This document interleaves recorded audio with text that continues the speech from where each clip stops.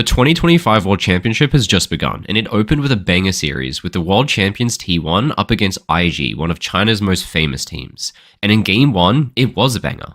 The bot lane were fist-fighting early, and there was even a solo kill in the top lane. But then, Game 2 started, and Riot's worst fears were realized. Despite their best efforts, Laneswaps were back, just in time for Worlds, but this time, they're different. T1 had their ADC laning solo top lane level 1, while Rakan laned with the top laner K'Sante in bot lane. Then in Game 3, IG did it back to them with Smolder laning top solo and Leona Rumble bot lane. And worst of all was Game 4. T1 again sent their ADC top lane solo, while bot lane left with the most disgusting duo of all time, Ornn Lulu.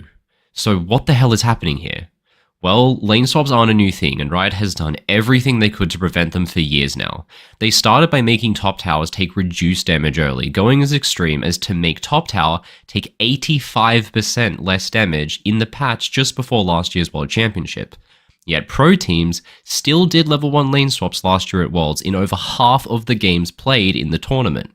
So Riot came up with the insanely controversial lane swap detected mechanic, which literally caused the top tower to deal thousands of damage per attack, literally one-shotting everything, including champions, which finally stopped lane swaps for good.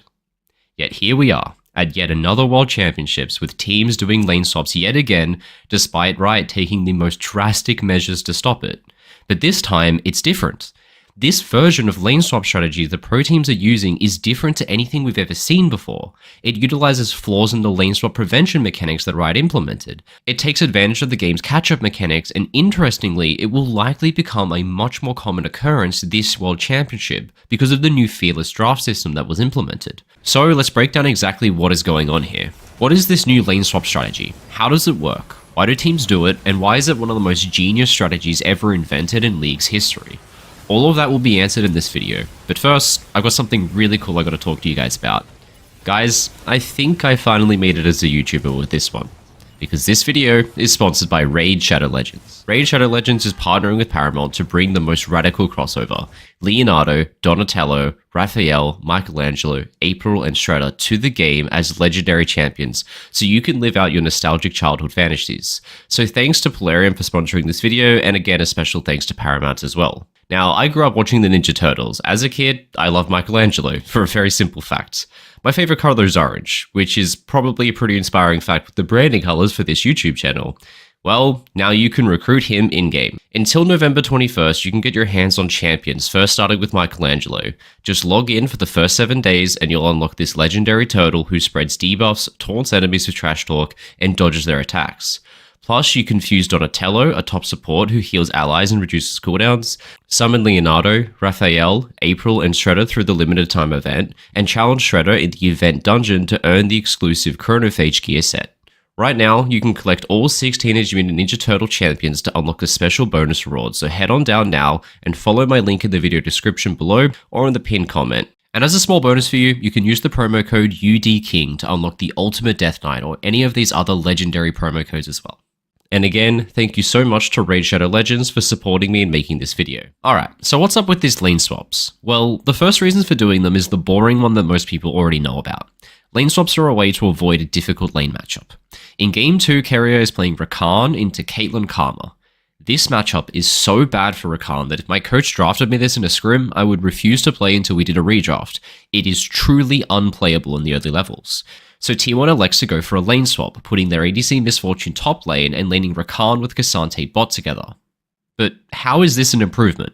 If playing MF Rakan is unplayable into this, how is playing K'Sante Rakan even better? It should be worse if anything, right? Well, sort of. K'Sante can opt to take the ultimate cuck setup, Doran Shield, Second Wind, and Teleport. So even though the matchup is strictly harder, he has a lot of inbuilt sustain that he can use in order to survive the early levels of lane because he has so much healing. Well, that is until Wave 3 of the game. At Wave 3 in the game, Keria on Rakan just leaves. He just walks mid lane. Then he walks top lane, and he walks back to mid, hangs out in the jungle for a bit. Keria is basically doing his best cosplay of River Shen. He's just running around pointlessly between lanes for like 3 or 4 minutes straight, getting no XP.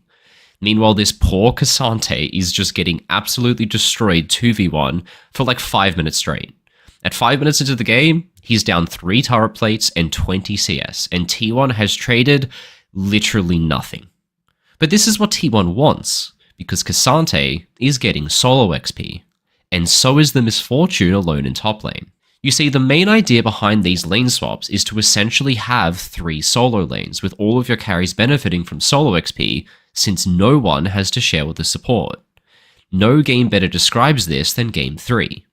The AD carries in this game didn't actually see each other until they were 9 minutes into the game, and when they finally did meet, the Smolder who was left solo top lane was an entire 2 levels higher than his counterpart.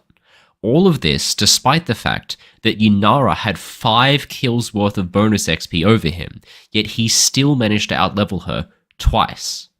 Now, if you're observant here, you might have noticed that if you look at the supports, Leona is also 2 levels lower than the Renata. So you might think this XP lead doesn't mean anything, right? The level difference between the ADCs is compensated for exactly by the level deficit on the supports. Yeah, that's true. Well, at least it is true until you factor in the way that catch-up XP works. Now there are 2 catch-up XP systems we need to talk about here. One for champion takedowns and one for minion takedowns, and they work in a similar way. When you assist in a kill of a champion, you are rewarded 20% bonus XP for every level lower than the champion you assisted in killing. And at the same time, you can be penalized, receiving 20% less XP for every champion level higher than them you are. The bonus XP you get for nearby minion kills works in a similar way, but it uses average champion level of the game as the reference point instead. We'll come back to that in just a moment though. This one gets a little bit more complex. At this moment, where the bot lanes finally meet in top lane, here is a list of Leona's level compared to all of her opponents on the enemy team. If she was to get a takedown onto Galio, 80% bonus XP. A kill onto Zinnoveni, 60%, and a kill onto either of the bot lane members would give her 40% bonus XP, which allows her to very quickly catch back up in levels. And she did catch back up in terms of level compared to the enemy support. But she didn't get a single kill or assist during this time at all, meaning in this case, it wasn't the champion takedown XP, it was the minion catch-up XP. The minion catch-up XP is far more generous. It uses the level of minions as a reference point, but the level of minions is tied to the average champion level of your team, so essentially it compares your XP to the average level champion on the enemy team. For the first level below the enemy team's average you get 20% bonus XP from minion kills. If you are 2 levels below, this jumps to a staggering 80% increase in XP. For 3 levels below, it's 120%, and then it continues to climb in intervals of 40%. At this moment, where the bot lanes finally meet in top lane, the average level champion on blue team is level 6.8, meaning blue team's minions are now going to hit level 7. Meiko and Leona is level 4. Meaning because of her level deficit, Leona is gaining an enormous 120% bonus XP from minions that die near her. She's getting over double the amount of XP when compared to the other team's support Renata, who is only receiving the base amount because she's the same level as the average. Because of this, Leona entirely catches up in XP, closing the gap between the 2 supports in just a few minutes, all through the catch-up XP of these minions dying near her. Not to mention the fact that Leona being underleveled is denying the enemy team's support from getting this catch-up XP bonus, as being underleveled is bringing down the average level of her team dramatically, and so the minions aren't leveling up in comparison. Now, I don't want to bore you to death or set your brain on fire by throwing more numbers at you, but there is just one more component to this catch-up mechanic we need to quickly talk about. This decides entirely when the supports stay in river to dodge getting XP, and when they go to lanes in order to cash in on the bonus. This bonus XP you get from minions as a result of being underleveled compared to the game average only activates when the average level champion in the game reaches level 6. Now let's think back to something I said just a few seconds ago. At this moment where the bot lanes finally meet in top lane, the average level champion on blue team is level 6.8. So the reason the Leona started laning again is because the average enemy champion level has finally passed that level 6 threshold, activating the XP mechanic off of minions. And it's not by coincidence. In Game 1 when Keria was playing Rakan, the same Rakan I made fun of earlier in the video because I referred to him as playing River Shen, when he decided that he was sick of playing River Shen, he decided to actually go lane with his ADC to get some XP. And at the moment where he got to lane, the average level of the enemy team's champions was level 6.2. Carrier was intentionally dodging XP up until the catch-up mechanic activates at level 6, at which point he cashes it in by going to lane and getting XP. And it is really easy to know when you're in game when this happens because it's based off the level of the enemy team's minions. All you have to do is click on the enemy team's minions and look at the level. If they're level 6 or above, it's time to cash in on double XP you're now getting. Just look at how much XP I get from one level 6 minion wave due to the catch-up XP. This cannon minion alone gives me literally half a level worth of XP from one minion. And this is the genius of the new lane swap era. With 3 solo laners, your entire team can get ahead in levels compared to their opponent at the sacrifice of your support's levels. But then your support can just wait till the minions hit level 6 and they suddenly get double XP, slingshotting them back in line with the game's average, and now that they're caught back up in levels, all that's left is 3 over-leveled solo laners that you had all early game. So the strategy isn't really a lane swap at all. It's an abuse of the game's catch-up mechanics where we actually just have 3 solo laners. The only reason it looks like a lane swap is because if one of your 3 solo laners is going to have to lane bot lane in a 2v1, should it be the vulnerable ADC champion, or should it be the mega tank Cassante with overtunes, runes and items that give near infinite health regeneration? Of course, it's the tank, so we put them bot lane, and thus it looks like a lane swap. This aligns really well with situations where the lane matchup is bad as well, since the strategy also allows you to entirely dodge difficult laning matchups. But one of the cool side effects you'll see is supports taking advantage of the rune Unsealed spellbook. Unsealed spellbook is a payoff keystone. It allows you to swap your summoner spells for other ones in the mid game, which provides massive utility in the mid and late game. The problem with this rune though, is it does nothing for 6 minutes. No really, for the first 6 minutes of the game, you're playing without a keystone if you take it. But with this weird pseudo lane swap strategy, the support doesn't lane at all for the first 6 minutes, and so they can just get away with taking it because there's no downside anymore. Carrier took the rune on Rakan in game 2 when they did the lane swap. Both supports took it in game 3, and the Nautilus took it again in game 4.